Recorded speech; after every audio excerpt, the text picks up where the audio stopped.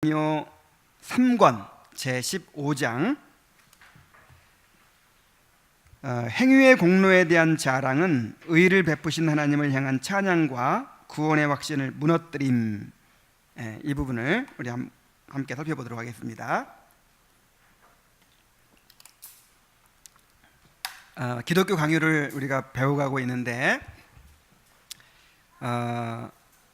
어떤 식으로 하고 있냐면은 이제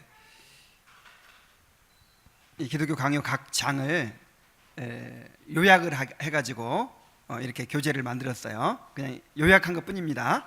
그래가지고 제가 같이 읽으면서 그걸 좀 설명하고 이렇게 해가는 방식으로 하고 있어요.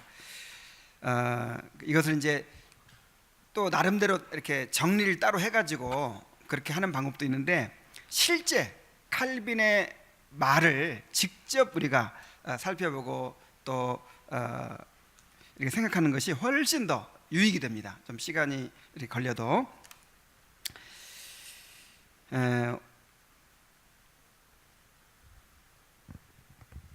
우리 행위에 대해서 행위의 공로에 대한 자랑에 대해서 이제 이야기한 내용인데 한번 살펴보도록 하겠습니다. 첫 번째 단락은 칭의의 인간의 공로가 필요하다는 가르침에 대한 아우구스티누스, 베르나르, 그리고 성경의 반론, 이렇게 얘기하고 있습니다. 자, 칭의의 인간의 공로가 필요하다는 가르침은 어떤 사람들의 주장이죠? 스콜라 신학자들, 바로 로마 천주교의 주장이죠. 그런데 그 사람들이 아우구스티누스라든지 이런 사람들을, 이 교부들을 또 이렇게 빙자해서 그렇게 주장을 한단 말이에요. 그래서 성경만으로 이렇게 또 반증하는 것이 아니라 그 사람들이 또 근거로 삼고 있는 그런 아우구스티누스나 베르나르나 그리고 다른 교부들 를 또 이제 근거해가지고 반론을 제기합니다. 자, 칭의 문제의 전환점 보겠습니다. 만일 의가 행위의 도움을 받는다면 하나님 앞에서 완전히 무너지고 만다는 것이요. 하여간 우리가 하나님 앞에 의롭다 하심 받는 것이 조금이라도 단 0.1%라도 행위의 도움을 받는다 그러면 이제 완전히 무너지고 마는 거예요. 왜냐하면 0.1%라도 우리 행위가 포함되면 그건 불완전하기 때문에 하나님 앞에 인정받을 수가 없는 것이죠. 또한 의인은 오직 하나님의 긍휼하심과 그리스도와의 교제에 있으며, 여기서 말하는 교제는 그리스도와 연합을 통해서 그리스도의 것을 우리가 누리는 그걸 가리킨 거예요. 하나님의 긍휼하심과 그리스도와의 연합을 통해서 그리스도에게 있는 것을 우리에게 전가시켜 주심으로 우리가 이제 의롭다 하심 받는 거, 바로 거기에 있다는 거죠. 결국 오직 믿음에만 있는 것이라는 사실이다. 사람들에게 공통적으로 있는 헛된 사고에 얽매이지 않기 위해서는 이 문제가 이 논의의 가장 중요한 전환점이라는 사실을 깊이 유념해야 할 것이다. 그래서 이 사람들에게 공통적으로 있는 헛된 사고라고 그랬죠. 그러니까 이거는 누가 가르쳐주지 않아도 인간 본성에서 비롯된 거라 이 말이야. 전혀 이제 이 천국 지옥 모르는 사람한테, 이 기독교 신앙에 대해 모르는 사람한테 가서 물어보세요. 어떻게 해야 천국이 있다 치고 어떻게 해야 천국 간다고 생각합니까? 그러면 뭐라고 말할까요? 뭐 내가 뭐 나름대로 착한 일을 해야 되겠죠. 뭐 대부분 이렇게 얘기하겠죠. 이게 인간의 본성이에요. 자기 의를 세우고자 하는 인간의 본성이에요. 그래서 여기에 빠지기가 너무 쉽다는 거예요. 너무. 그렇게 이 헛된 사고에 빠지지 않기 위해서는 이 문제, 그러니까 이 칭의에 있어서 인간의 행위는 절대로 포함될 수 없다. 오직 믿음으로만 의롭다 하심을 받을 수 있다라고 하는 것을 깊이 유념해야 된다는 것이죠. 결국 또 한 가지 문제가 이제 여기서 제기됩니다. 곧 행위가 칭의를 위해서는 절대로 충족되지 않지만 그래도 하나님께 자비를 받을 만한 자격이 있지 않을까 하는 것입니다.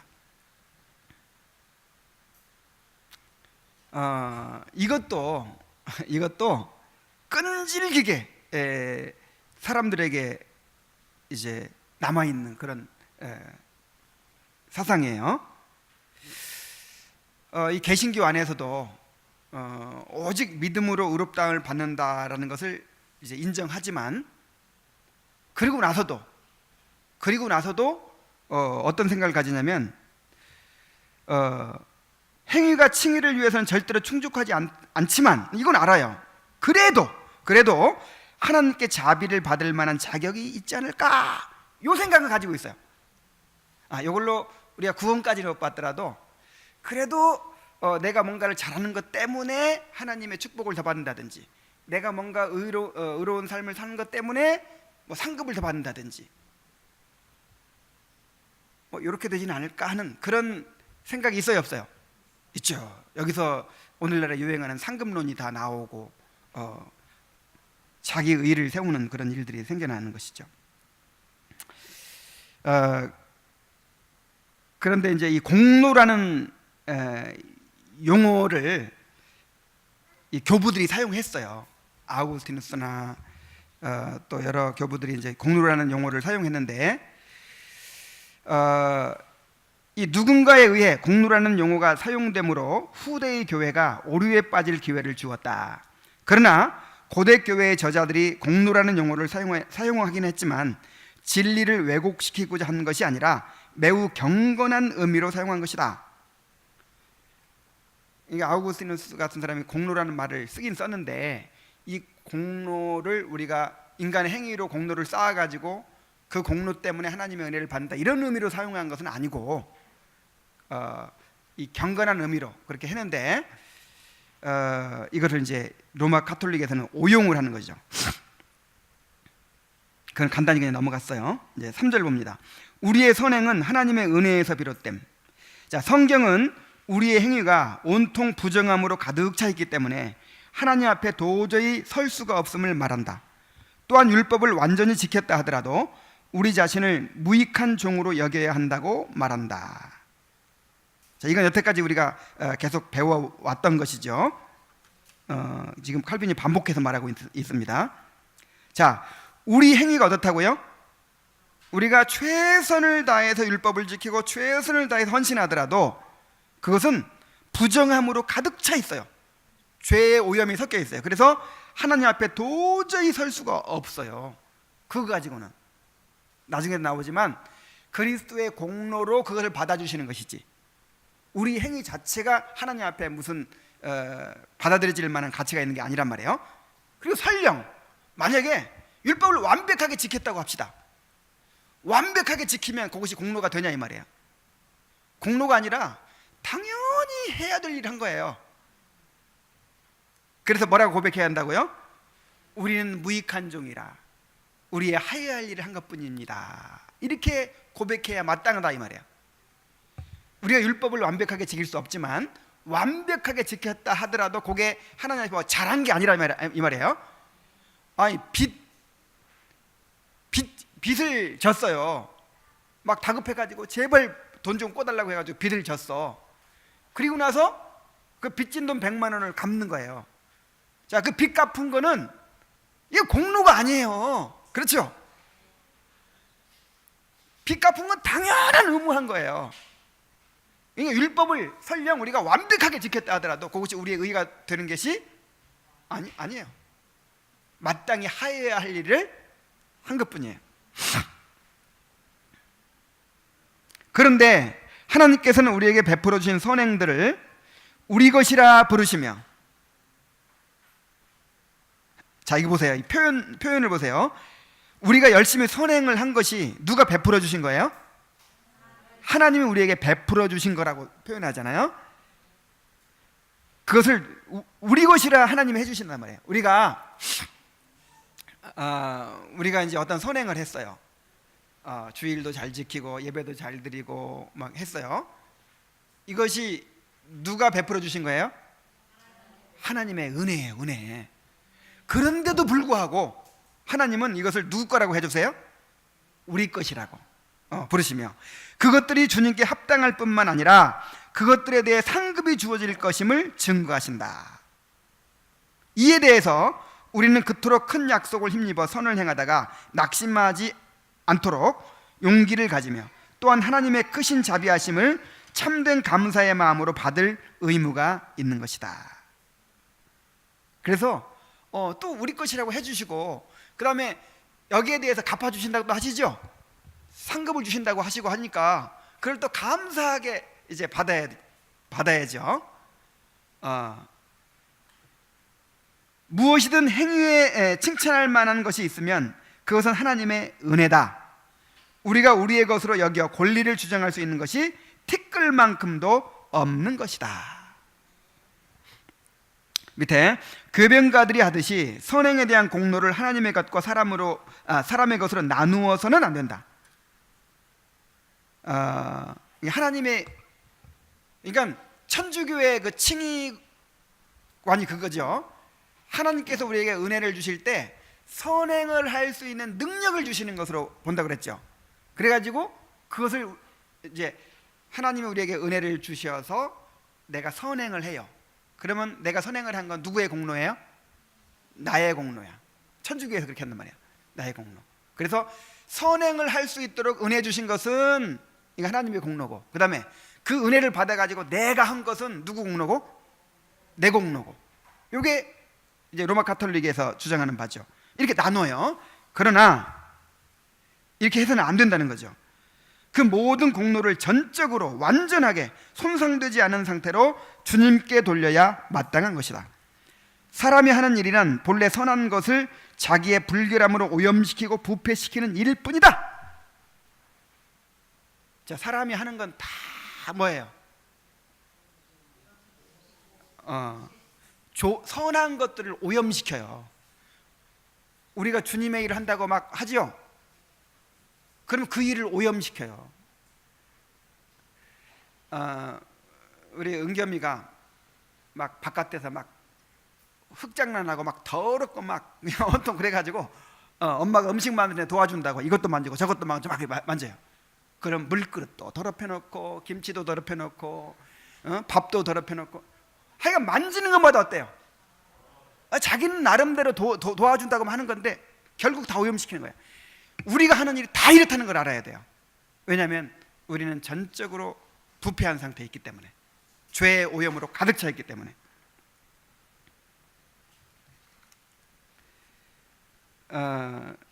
아무리 완전한 사람일지라도 그에게서 나오는 것 중에 더러움으로 얼룩지지 않은 것이 하나도 없기 때문이다. 그러므로 주께서 인간의 행위의 최고의 것들을 심판하신다면 과연 그것들 속에서 하나님의 의의를 보시겠지만 아울러 인간의 더러움과 치욕을 보실 것이다. 야, 이거 보세요. 인간의 행위의 최고의 것들, 그러니까 자, 여러분들이 막 칭송에 맞지 않는 가장 훌륭한 일을 하나 있다고 생각해 봅시다. 하여간 최고로 열심히 하고 거룩하게 하고 선하게 했어요. 그것들을 하나님이 딱 판단하시면 어떻다고요?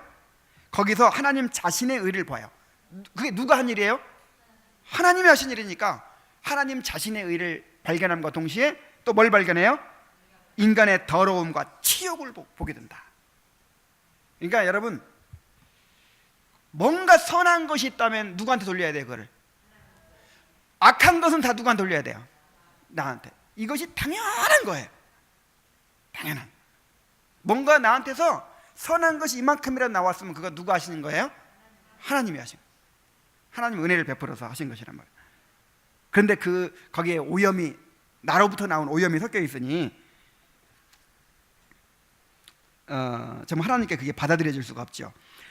그러나 그럼에도 불구하고 선행은 하나님을 기쁘시게 하는 것이요 그것을 행하는 자들에게도 열매를 내는 것이다. 선을 행하는 자들은 하나님의 가장 귀한 은혜들을 상급으로 받는데 이는 그들이 그럴 만한 자격이 있기 때문이 아니라 하나님께서 그의 자비하심으로 그러한 가치를 그들에게 부여하시기 때문인 것이다. 그런데 사람들이 아무런 공로가 없는 행위에 대해서 값없이 상급을 베푸시는 하나님의 너그러우심에 만족하지 않고 불경한 야망을 품고서 전적으로 하나님의 풍성하신 은혜에서 오는 것을 마치 자기들의 행위의 공로 때문에 얻는 것처럼 보이려고 애를 쓰다니 이 얼마나 고약한 처사란 말인가. 뭐 내가 상급을 쌓았다는 거예요. 그래서 나는 뭐 상급을 얼마큼만 쌓았다. 내가 상급을 쌓아야 된다. 그런 말들을 하죠. 내가 무슨 일을 어떻게 했다. 이런 식으로 자기 행위를 자랑하죠. 이것들이 얼마나 고약한 처사인지를 알아야 돼요.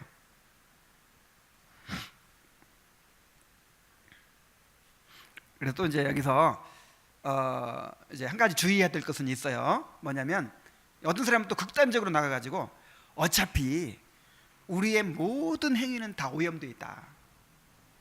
우리가 선행을 한다고 해봐야 그것이 다 오염되어 있고 하나님한테 가치가 없다. 그러니까 아예 그냥 안 해버려. 자, 이건 어때요? 이건 또 그야말로 이건 극단주의예요. 성경에 선행을 하라고 합니까? 하지 말라고 합니까? 선행을 엄청 강조하죠. 선을 위해서, 선한 행실을 위해서 구원받았다고 하죠. 그래서 열심히 선행을 해야 돼요. 그리고 선행을 하되 그것이 나한테 나온 것인 것처럼, 또 그것이 하나님 앞에 무슨 가치가 있는 것처럼 그렇게 여기는 것이 아니라 그리스도의 공로에 의지하여 하나님 앞에 드려야 돼요. 이걸 열심히 해야 됩니다. 자, 4절 보겠어요. 행위 공로를 주장하는 반론을 반박함. 자, 궤변가들이 특정 구절을 잘못 오해하여 공로를 세운다는 말이 나오는 것을 증명한다고 떠듭니다. 그래서 이제 두 구절을 예를 들었어요. 하나는 외경 집회서에 나온 구절이고 하나는 히브리서의 구절인데, 이 집회서 16장 14절에 이런 말이 있어요. 그 행위의 공로에 따라서 자비가 각 사람에게 자리를 주리라. 근데 칼빈은 이거조차도 헬라어 번역이 잘못됐다는 거예요. 그런데 이제 외경이니까 이거는 그냥 패스하겠습니다. 자, 히브리서 14장 16절 말씀. 오직 선을 행함과 서로 나누어 주기를 잊지 말라. 하나님은 이 같은 제사를 기뻐하시느니라. 그래서 선행을 이렇게 강조하죠. 그런데 이 구절을 근거로 해가지고 이 선행이 우리의 공로가 된다, 하나님의 의를 받을 수 있는 공로가 된다, 이렇게 지금 주장을 한단 말이에요. 그것에 대해서 칼빈이 어떻게 답변하냐면, 헬라어 원어로 볼 때 그러한 하나님께서 기뻐 받으신다는 뜻 이외에 다른 뜻이 전혀 없다. 그러니까 이것이 무슨 공로가 된다 이런 뜻이 아니라니 말이에요. 지난번에도 말씀드렸죠. 아빠가 과자를 사다 줬어요. 사다 줬는데 그거를 막 침 흘리면서 코를 질질 흘리면서 먹어요, 아이가. 근데 아빠도 하나 주라 그렇게 하면 그 아이가 주지요. 그걸 아빠가 받아서 먹어요. 근데 그게 뭔가 가치가 있어서 받는 거예요? 그렇지 않죠. 그냥 사랑해서 받아주는 거예요. 코 묻은 거, 침 묻은 거, 그게 무슨 아빠가 지금 배고파서 그거 가지고 무슨 요기하려고 달라고 해요? 아빠는 더 좋은 식당에 가서 얼마든지 좋은 음식 먹을 수 있잖아요. 그리고 첫째는 그 과자가 누구 거예요 원래? 아빠가 돈 주고 사다 준 거잖아요. 그리고 첫째는 아빠 거고, 둘째는 그것이 아빠가 준 것이기도 하고 가치가 없어요. 코가 묻어가지고 침이 묻어서 아무런 가치가 없어. 그런데도 받아주는 것이 아빠의 사랑이야. 그리고 아빠 줬다고 칭찬하죠.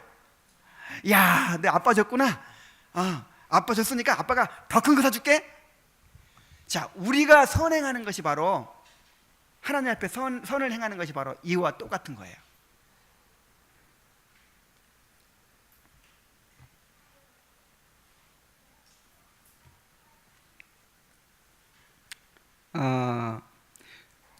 계속 읽습니다. 그런데 성경의 가르침은 우리의 선행에 언제나 불결한 것이 많이 끼어 있어서 그것들이 하나님을 진정시키거나 우리에 대해서 자비한 마음을 불러일으키는커녕 오히려 하나님께는 그것 때문에 우리에 대해서 진노하신다는 것이다. 거룩하신 하나님 앞에서는 우리가 드리는 것이 진노밖에 일으킬 것이 없어요. 왜냐하면 죄가 섞여 있기 때문에. 그러나 하나님께서는 우리의 행위들을 지극히 높으신 그의 법에 따라서 살피지 않으시고, 이제 그리스도의 공로가 여기에 끼어드는 거예요. 그리스도의 공로로 그의 너그러우심을 따라서 살피시기 때문에 그 행위들을 마치 순결한 것처럼 여기시고 받아주시며, 또한 그렇기 때문에 아무런 자격이 없음에도 불구하고 그 행위들에 대해서 현세의 삶에서뿐 아니라 내세에서도 무한한 은혜로 상급을 베푸시는 것이다. 자, 그래서 하나님께서 우리를 복 주실 때 어떤 과정이 있는 거죠. 자, 하나님께서 복을 주실 때 그냥 하늘에 뚝 떨어지게 하는 것이 아니라 은혜를 주셔서 그 은혜에 대한 반응으로 경건하게 살게 하시고, 또 선을 행하게 하시고, 또 사랑을 실천하게 하시고, 그러면 행복해져요, 안 행복해져요? 마음이 더 평화로워지고 구원의 확신을 더 갖게 되고 하나님과 더 깊은 교제를 누리게 되고 좋은 열매를 맺게 되고. 자, 이렇게 궁극적인 원인은 하나님의 은혜지만 종속적인 원인이 있다 그랬죠. 그 우리의 선행을 종속적인 원인으로 사용하신단 말이에요. 그래서 선을 행하는 자에게는 내가 복을 주겠다, 상급을 주겠다, 이런 약속들을 하시는 것입니다. 그렇다고 해서 그것이 나한테서 나온 거라고 생각해서는 안 된다는 거죠. 자, 학식이 있고 경건하다고 하는 사람들이 영원한 구원은 오직 믿음에 대해서 베풀어지는 상급이요 현세의 삶에 있어서는 선행으로 말미암아 은혜를 받는다고 하지만 나는 이런 구분을 인정하지 않는다. 자, 이게 무슨 말이냐면 이 말 많이 들었을 거예요, 여러분. 구원은 은혜로 받습니다. 그러나 상급은 우리의 행위로 쌓여야 됩니다. 자, 이 말 많이 들었어요, 안 들었어요? 이게 지금 잘못됐다고 얘기하는 거예요. 그럼 구분, 천국 가는 거는 우리가 구원받는 거는 오직 믿음으로 은혜로 되지만 우리가 이제 이 땅에 살아가면서 복을 받는 거, 또 나중에 상급 받는 거는 우리의 행위로 공로를 쌓아야 된다. 우리 행위에 따라서 받는다. 자, 이런 구분이 잘못되는 거예요. 주님은 거의 모든 경우에 있어서 수고에 대한 상급과 면류관을 하늘에 보관해 두고 계시는 것이다. 뿐만 아니라 우리가 은혜 위에 은혜를 받는 것이 행위의 공로 덕분이라고 주장하여 오히려 은혜를 제거해 버리려는 것도 성경의 가르침과는 반대되는 것이다. 물론 그리스도께서는 있는 자는 받아 풍족하게 되리라고 말씀하셨고, 또한 적은 일에 충성한 종에게 많은 것으로 맡기시겠다고도 말씀하셨으나 동시에 다른 곳에서는 신자들이 풍성하게 되는 것은 그의 값없이 주시는 자비하심의 선물들임을 보여주셨다. 또한 주님은 오호라 너희 모든 목마른 자들아 물로 나오라, 너희는 와서 사먹되 돈 없이 값없이 와서 포도주와 젖을 사라 하고 말씀하신다. 그러므로 성도들에게 구원을 돕는 것으로 주어지는 것은 무엇이든지, 심지어 축복 그 자체까지도 전적으로 하나님의 은혜인 것이다. 그러나 이에 대해서 주께서는 행위를 돌아보실 것을 증거하신다. 주님께서는 우리를 향하신 그의 크신 사랑을 확실히 증거하시기 위하여 우리들 뿐만 아니라 그가 우리에게 주신 선물들까지도 그런 존귀에 합당하도록 만드시기 때문이다. 자, 여기 뒷부분 일단 우리에게 베풀어지는 축복, 우리에게 주어지는 상급, 이게 전부 다 하나님의 은혜입니다. 다 하나님의 은혜입니다. 그러나 이에 대해서 주께서는 행위를 돌아보실 것을 증거하신다 그랬죠. 이게 무슨 말일까요? 주님께서는 우리를 향하신 그의 크신 사랑을 확실히 증거하시기 위하여 우리들 뿐만 아니라 그가 우리에게 주신 선물들까지도 그런 존귀에 합당하도록 만드시기 때문이다. 이게 무슨 말이냐면요,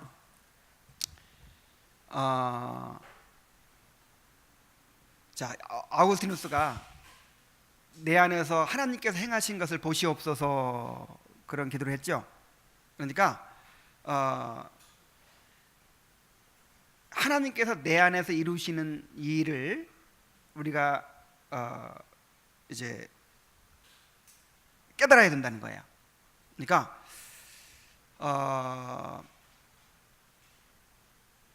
전에는, 내가 구원받기 전에는 나한테 그런 하나님을 사랑하고 또 하나님을 경외하고 하나님을 섬기고자 하는 그런 것들이 없었어요. 형제에 대한 사랑이 없었어요. 그 다음에 뭐 죄를 슬퍼하고 회개하는 것이 없었어요. 그런데 내가 은혜를 받고 나서, 구원받고 나서 내 안에서 정말 하나님을 더 알고자 하고, 더 정말 하나님을 사랑하고자 하고, 형제를 사랑하고자 하고, 섬기고자 하고, 나를 부인하게 되고, 자, 이런 것들이 내 안에 있어요. 그러면 이런 것들은 내가 이렇게 했어, 그런 자랑을 하려는 동기로 그거를 막 내세울서는 안 되지만, 이거 누가 하신 일이다? 하나님이 하시는 일이다. 하나님이 내 안에서 이렇게 나를 이제 인도해 가시는구나 하면서, 자, 이것이 우리의 구원의 확신을 더 갖게 해준다 그랬죠. 그래서 우리가 하나님의 은혜에 감사하기 위해서, 또 하나님께서 나를 과연 구원하시고 나를 인도해 가신다는 것을 확신하기 위해서 그런 것들을 이렇게 찾아내고 또 발견하고 하는 것은 옳다 이 말이에요. 필요하다 이 말이에요. 자, 무슨 얘기인지 아시겠죠? 지금 나의 자랑하려고 그러는 게 아니잖아요, 그죠? 근데 바울 사도도 참 나같이 모든 사도보다 작은 나를 하나님께 택하셔서 모든 사도보다 더 많은 일을 하게 하셨다. 이것은 내가 아니요 나와 함께 하신 하나님의 은혜로라. 이건 내 자랑하려고 그러는 게 아니죠. 지금 하나님의 은혜가 나한테 얼마나 크게 나타났는가를 요 차이를 잘 아는 사람은 복이 있습니다. 내 자랑이 아니라 하나님께서 내 안에서 이루시는 일, 그런 것들로 우리가 이제 삼아야죠. 그래서 주께서는 행위를 돌아보실 것을 증거하신다, 이 말이 그 말이에요. 우리를 향하신 그의 크신 사랑을 확실히 증거하시기 위하여 이제 우리로 하여금 선행을 행하게 하시는 거예요. 이런 것들이 이제 내가 과연 구원받은 자임을 더 확신할 수 있게 만들어주는 거예요. 열매죠, 열매. 자, 두 번째 단락 보겠습니다. 그리스도의 공로를 사람의 공로와 대치시키는 사상에 대한 반론. 자, 5절 봅니다. 그리스도께서 유일한 터이심. 바울은 기독교의 교리를 세우는 데 있어서 그가 고린도 교인들 가운데서 세운 터를 반드시 지켜야 할 것을 말하면서 이 닦아둔 것 외에 능히 다른 터를 닦아둘 자가 없으니 이 터는 곧 예수 그리스도라고 말하고 있다. 그러면 그리스도 안에 있는 우리의 터란 무엇인가? 그리스도께서 터가 되셔서 구원을 시작해 놓으셨으니 우리가 그 구원을 완성시켜 가야 한다는 뜻인가? 이게 천주교의 구원론이잖아요, 그죠? 예수님이 이제 기초를, 터를 닦아놨어. 그러니까 집은 누가 져야 돼? 우리가. 이 구원에 대해서 이렇게 말하는 거예요. 그러니까 선행을 행할 수 있도록, 공로를 쌓을 수 있도록 내가 은혜는 줬다 이거야. 그러니까 지금부터 우리가 공로를 열심히 쌓아가지고 그 공로로 말미암아 의를 주입받아야 돼. 의를 조금씩 찔끔찔끔 계속 받아서 내가 의로워져 가는 거야. 점점 주님이 터만 닦아놓고 집은 누가 져야 돼요? 요게 이제 천주교의 칭의론인데, 그 터가 뭐냐 이 말이야. 터를 닦는다는 게 그게 아니라, 절대로 그렇지 않다. 우리가 그리스도를 시인할 때 그리스도께서 우리에게 주신 바 되어 우리의 의로움이 되시는 것이다. 그리스도께서 우리의 의가 되십니다. 우리가 예수님과 연합할 때 그리스도가 우리의 의가 되세요. 그래서 우리가 그리스도만큼 완벽하게 의로워져 버립니다. 그러니까 의의 터만 닦아놓은 게 아니라 의에 관한 한 집까지 다 지어진 거예요. 그죠? 의가 완성되는 거예요. 그러니까 우리는 예수님을 믿는 순간 예수 그리스도와 연합해서 이제 예수 그리스도의 의가 우리에게 전가되죠. 그래서 우리의 의로움이 완성되죠. 점점 이렇게 점진적으로 의로워져 가는 게 아니라 그리스도의 의가 우리에게 완전히 주어져 가지고 하나님 앞에서 우리가 완전한 의인으로 인정받습니다. 자, 요 말이에요.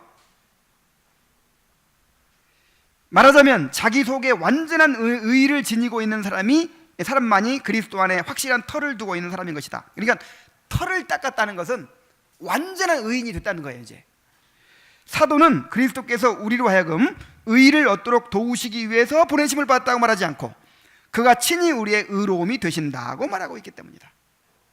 차이를 알겠죠? 자, 밑에 있습니다.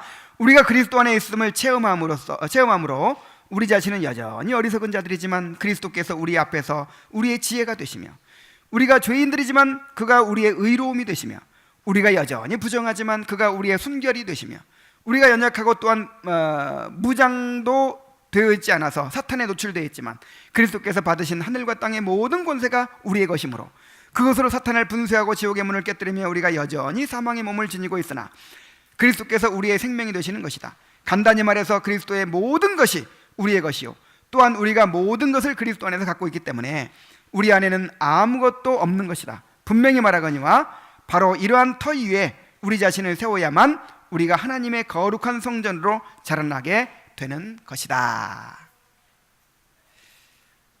그래서 그리스도가 터가 되신다 이 말을 천주교에서는 그 의를 쌓기 위한 터로 생각했죠.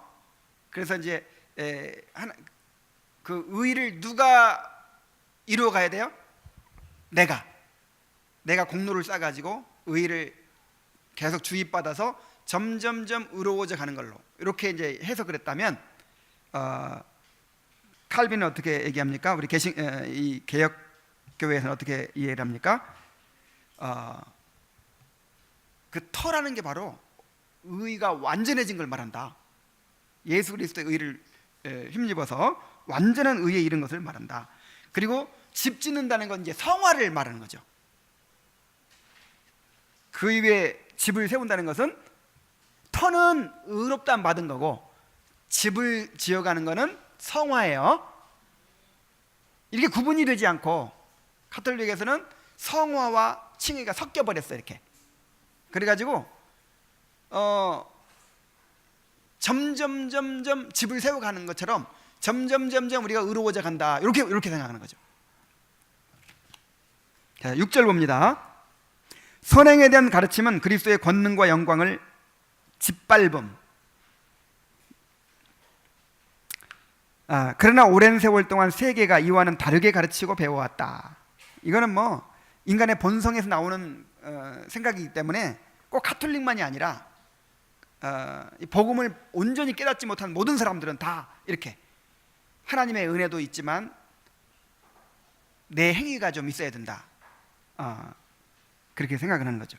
사람들이 그리스도께 접붙임을 받기 전에도 선행으로 하나님을 기쁘시게 할 것이라 여겨져 온갖 종류의 도덕적인 선행을 추구해온 것이다.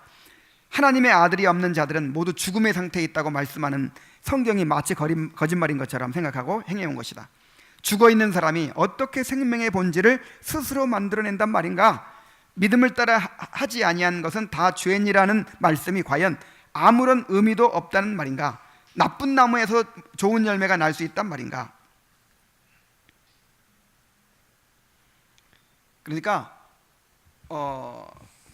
먼저 하나님 의롭다함 받고 하나님과 화해한 다음에 우리가 하나님께 뭔가를 드릴 수 있는 것이지, 아직 하나님과 원수 관계에 있는데, 아직 문둥병에 걸려 있고, 아직 그냥 죄에 오염된 완전 죄인인데 하나님과 원수인데, 막 칼빈이 철천지 원수라 그랬죠. 원수 상태인데 어떻게 내가 선행을 통해서 하나님의 호의를 얻어낼 수 있냐 이 말이에요.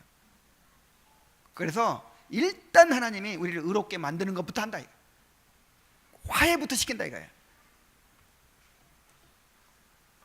그들은 그리스도께서는 우리를 위해서 첫 번째 은혜를 담당하셨다고 한다. 즉 우리로 하여금 은혜를 받을 공로를 갖출 수 있는 기회를 그가 마련해 주셨다는 것이다.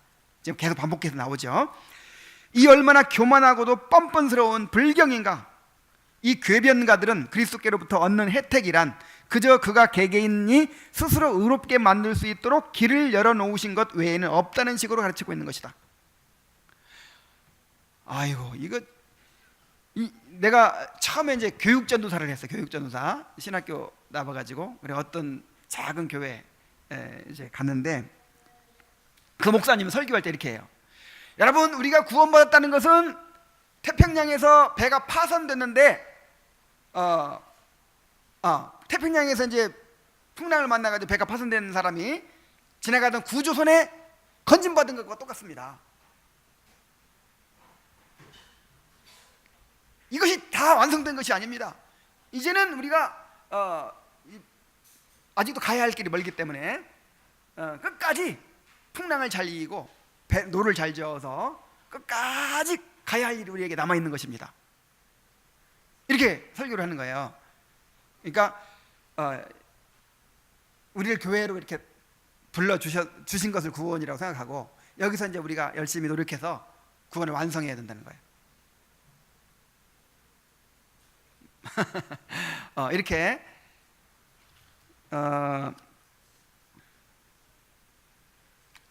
마치 그리스도가 구원받을 기회를 주신 것처럼 이제 구원은 누가 알아서 해야 돼요? 우리가 알아서. 이렇게 가르치는 사람들이 있어요. 그러나 말씀을 보면 아들이 있는 자에게는 생명이 있고 그랬죠. 이미 생명이 있어요. 내 말을 듣고 나 보내신 이를 믿는 자는 사망의 생명으로 옮겼느니라 그랬고, 우리로 그의 은혜를 힘입어 의롭다 하심을 얻어 영생의 소망을 따라 상속자가 되게 하려 하심이라 그랬고, 허물로 죽은 우리를 그리스도 안에서 예수 안에서 하늘에 앉히셨다 그랬고, 그가 우리를 그의 사랑의 아들의 나라로 옮기셨다 그랬고, 이미 그냥 단번에 완성돼 버린 거예요. 완성된, 점진적으로 이게 이루어지는 게 아니라 예수 그리스도께서 단번에 이루셨습니다. 우리의 칭의를 이루셨어요. 이 말씀들은 그리스도를 믿음으로 말미암아 의를 이룰 수 있는 능력이 우리에게 임한다고 가르치지 않는다. 모두가 그리스도 안에서 우리에게 주어지는 것임을 가르쳐주는 것이다. 그러므로 믿음으로 말미암아 우리가 그리스도에게 접붙임을 받는 즉시 우리는 하나님의 자녀가 되며 하늘의 상속자가 되며 의에 참여하는 자가 되며 생명을 소유하는 자가 되며 또한 공로를 얻을 기회를 얻는 것이 아니라, 이걸 계속 지금 반복해서 강조하죠. 공로를 얻을 기회를 얻는 것이 아니라 그리스도의 모든 공로 그 자체를 얻는 것이다. 그 공로들이 우리에게 전해지기 때문에, 전가되기 때문이다. 자, 7절 보겠어요. 궤변가들의 사고는 아우구스티누스와 성경의 가르침과 모순됨. 그들은 유형의 믿음, 즉 사랑을 행하는 믿음으로 말미암아 의롭다 하심을 받는다는 말을 고백하기는 한다. 이것도 자세히 설명하려면 좀 긴데, 그 사람들이 말하는 믿음과 우리가 말하는 믿음은 또 달라요. 우리는 그냥 믿음만으로 의롭다함 받는 거잖아요. 근데 그 사람들은 그 믿음이 이제 이 formed faith, 그 믿음의 형상이 뭐냐면 사랑이야. 그래서 사랑으로 행하는 것이 믿음이라고 또 해요. 그래서 그 사랑으로 행하고 함으로써 이제 의의를 조금씩 주입받는 거죠. 그러나 그들은 곧바로 이어서 선행이 믿음으로부터 의롭게 되는 능력을 부여받는다는 것을 근거로 하여 그 사실을 설명해 버린다. 믿음으로부터 의롭게 되는 능력을 부여받는다. 그러니까 믿음으로 완전히 의의를 전가받아 가지고 완전해지는 게 아니라 의롭게 되는 능력을 부여받아요. 그 의의를 이제 쌓아갈 수 있는 능력을 부여받는 걸로.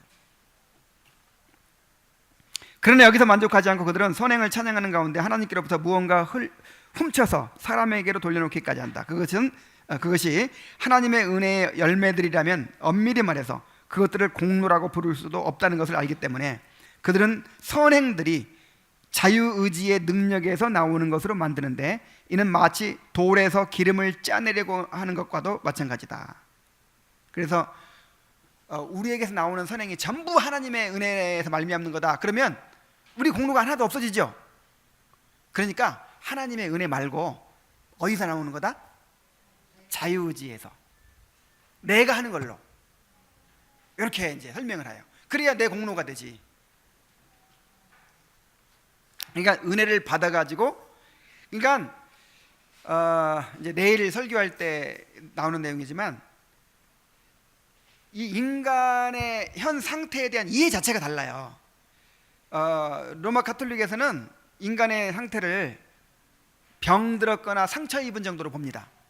근데 우리는 어떻게 봐요? 시체로 봐요. 시체, 완전 시체야 우리는. 이건 약간 병든 정도, 상처 입은 정도니까 조금만 도와주면 스스로 할 수 있어요, 없어요? 할 수 있죠. 이렇게 생각하는 거예요. 우리는 시체가 뭘 해? 누가 다 해줘야 돼요? 하나님이 다 해줘야죠. 그래서 내일 설교가 중요해요. 그러니까 그 인간이 어떤 존재냐, 인간의 그 죄의 상태가 어떤 상태냐를 이해하는 게 진짜 중요한 거예요. 여기서 펠라기우스든 알미니우스든 하여간 이 잘못된 그 오류가 어디서 다 나오냐면 인간에 대한 이해에서 나오는 거예요. 인간에 대한 이해를 잘못 가지는 데서.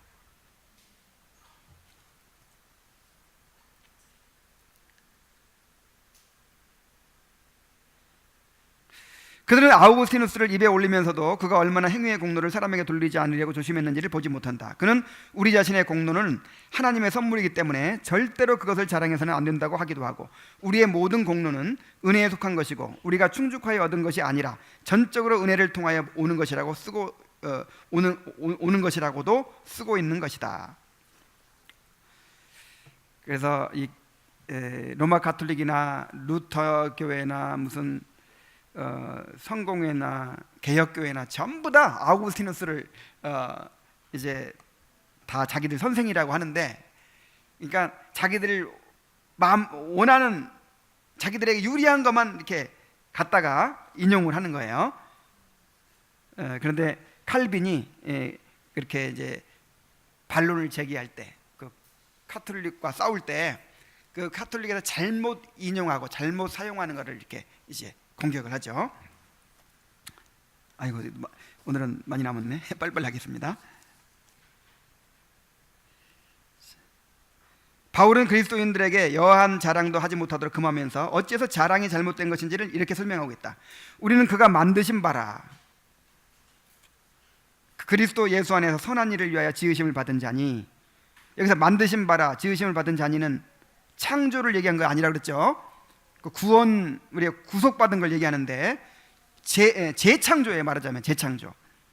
이 일은 하나님이 전에 예비하사 우리로 그 가운데서 행하게 하려 하심이니라. 그러므로 중생하기 전에는 우리에게 선한 것이 나올 수가 없고, 시체에서 뭐가 나와요? 게다가 우리의 중생은 전적으로 예외 없이 하나님께로부터 말미암는 것이므로 우리가 조금이라도 선행을 우리의 것으로 주장할 이유가 전혀 없는 것이다. 마지막으로 그들은 선행을 거듭거듭 가르치면서도 하나님께서 사람들의 행위를 자비로 대하시며 호의를 베푸신다는 신뢰를 갖지 못하도록 사람들이 양심을 그렇게 가르친다. 자, 이게 무슨 얘기냐면은 그 사람들은 이제 선행을 통해서 공로를 쌓아서 의를 주입받아서 점점점 의로워지라고 그렇게 가르치는데, 여러분, 그런 사람들에게 평안이 있어요, 없어요? 없죠. 그러니까 하나님께서 사람들의 행위를 자비로 대하시며 호의를 베푸신다는 신뢰를 갖지 못하도록 사람의 양심을 그렇게 가르친다. 그러니까 너희들 열심히 선행을 해가지고 공로를 쌓아야 돼. 그래야 의로워질 수 있어. 그래야 하나님께 인정받을 수 있어. 가르치면서도 하나님께서 너희를 의롭다 해주실 거야, 이렇게 평안을 주느냐 하면 그것도 아니라는 말이야. 그렇게 하면 할수록 더 어떻게 돼요? 더 부족하고, 그래 결국 천국 못 가고 어디가? 연옥 가. 결국 자, 그러나 우리는 어떻게 다른가 봐요. 그러나 우리는 공로와는 연관짓지 않으면서도, 우리는 선행을 공로와 연관짓지 않죠. 철저히 여전히 우리의 가르침을 통해서, 곧 하나님께서 신자의 선행을 기뻐하시며 의심의 여지 없이 인정하신다는 가르침을 통해서 신자들의 마음에 용기를 주고 놀라운 위로를 주고 있는 것이다. 그러나 동시에 우리는 믿음이 없이 어떤 선행을 시도해서는 안 된다고 가르친다. 즉 하나님께서 선행을 기뻐하시리라는 마음의 확신을 먼저 확고하게 갖고서 선행을 시도해야 한다고 가르치는 것이다. 자, 우리는 선행을 강조하면서 이 선행을 하나님께서 받으신다고 해요, 안 받으신다고 해요? 받으시죠. 그리스도의 공로 때문에 받으신다. 우리가 드리는 것은 코 묻은 과자처럼 정말 가치가 없는 것이지만은 그리스도의 공로로, 그리스도의 보혈로 감싸서 받아주시죠. 그래서 우리가 예배를 드리고 헌금을 드리고 우리가 하나님 앞에 행하는 것이죠. 자, 이제 마지막 8절, 바른 교리의 터 위에 세움. 자, 바른 교리 위에, 그리스도의 터 위에 세우는 걸 뭐라고 그랬어요? 성화라고 그러지, 성화. 자, 이제 그래서 마지막으로 성화의 과정을 조금 언급하고 이제 끝납니다. 그러므로 우리는 이 유일한 터에서 한치라도 벗어나서는 안 될 것이다. 터가 세워지고 나면 그 터 위에 지혜로운 건축자들이 올바른 질서를 갖추어 건물을 세워 올리게 되기 때문이다.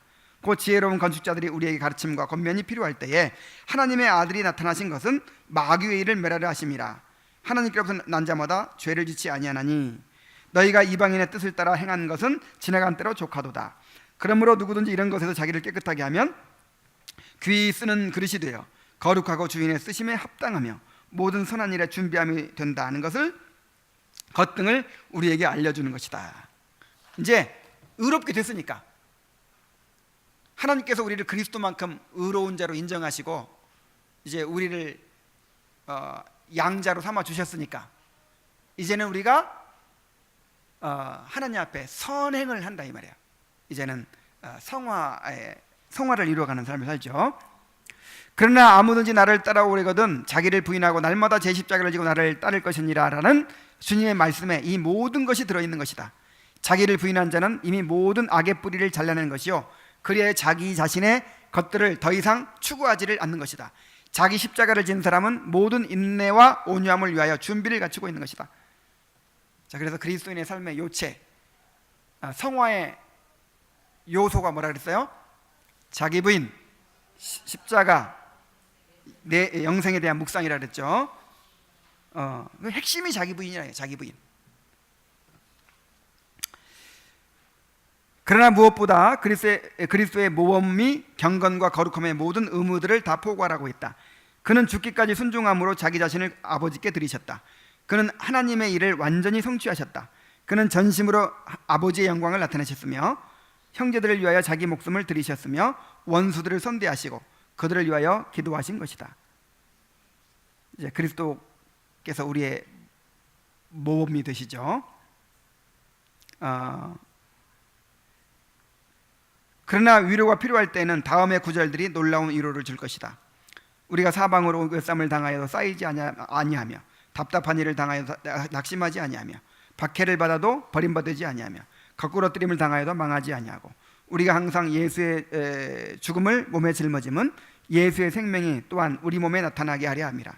미쁘다 이 말이야. 우리가 주와 함께 죽었으면 또한 함께 살 것이요 참으면 또한 함께 왕노릇할 것이요 그리스도와 그 부활의 권능과 그 고난의 참여함을 알고자 하여 그의 죽으심을 본받아 어떻게 해서든지 죽은 자 가운데서 부활에 이르려 하노니 하나님의 미리 아신 자들을 또한 그 아들의 형상을 본받게 하기 위하여 미리 정하셨으니 이는 그로 많은 형제 중에서 맏아들이 되게 하려 하심니라. 자, 이제 마지막 문단이 있습니다. 그러므로 사망이나 생명이나 현재일이나 장래일이나 능력이나 우리 주 그리스도 예수 안에 있는 하나님의 사랑에서 끊을 수 없으며 오히려 우리의 구원을 위하여 모든 것이 합력하여 선을 이루는 것이다. 우리가 하나님 앞에서 행위로 말미암아 사람을 의롭게 하는 것이 아니며 하나님께 속한 모든 사람들을 가리켜 거듭났다고 말하며 새로운 피조물이 되었다고 말한다는 것을 유념해야 할 것이다. 그리하여 그들은 죄의 세계에서 벗어나 의의 세계로 옮겨간 것이다. 또한 우리는 이러한 증거로 말미암아 그들이 자기들의 부르심을 굳게 한다고 말하며 또한 그들이 마치 나무들처럼 그 열매로서 판단을 받는다고도 말하는 것이다. 그래서 이제 우리가 점점 의로워져 가는 게 아니라 그리스도의 의를 단번에 전가받아서 완전히 의로워진, 하나님과 완전한 화해가 이루어지고 양자가 된 그런 터 위에서 이제 우리가 이제 성화를 이루어가는 것이죠. 성화를 말하자면 선을 행하는 것이죠. 선행을 하는 것이죠. 그런 선행을 통해서 우리의 부르심을 굳게 하는 것이고, 이제 우리가 좋은 나무임을, 다시 말해서 구원받은 자임을 드러내는 열매가 우리 삶에 드러나게 되는 것입니다. 자, 아직도 15장 했으니까 16, 17, 18, 19 4장이 남았어요. 4장 칭의에 관련돼서 4장이 남았는데 계속해서 칭의에 대해서 더 잘 이해하고 또 누리게 되시기를 바랍니다. 자, 우리 기도하고 마치겠습니다. 하나님 아버지, 행위에 대한 자랑은 하나님을 향한 찬양을 빼앗고 또 우리 자신의 구원의 확신을 무너뜨린다고 했습니다. 참으로 우리가 아무리 최선의 선행을 행했어도 그것은 죄로 오염되어 있기 때문에 하나님의 진노를 살지언정 그것이 결코 공로가 될 수 없다는 사실을 우리가 계속해서 반복적으로 배웁니다. 아버지 하나님, 다만 하나님께서 우리 안에서 행하시는 일을 살피고 그 은혜의 결과들을 살필 때에만, 참으로 살피는 동기로서만 우리가 선행을 참으로 이야기하게 하시고 우리 자신의 의를 세우고 우리를 자랑하고 참으로 그것을 공로로 삼기 위한 그런 동기와 목적은 우리 삶에서 뿌리째 뽑히게 하여 주시옵소서. 참으로 하나님의 영광을 가리우고 우리 자신의 구원의 확신을 무너뜨리는 그런 선행을 의지하는 이런 삶이 되지 않을 수 있도록 인도하여 주시옵소서. 예수님의 이름으로 기도하옵나이다. 아멘.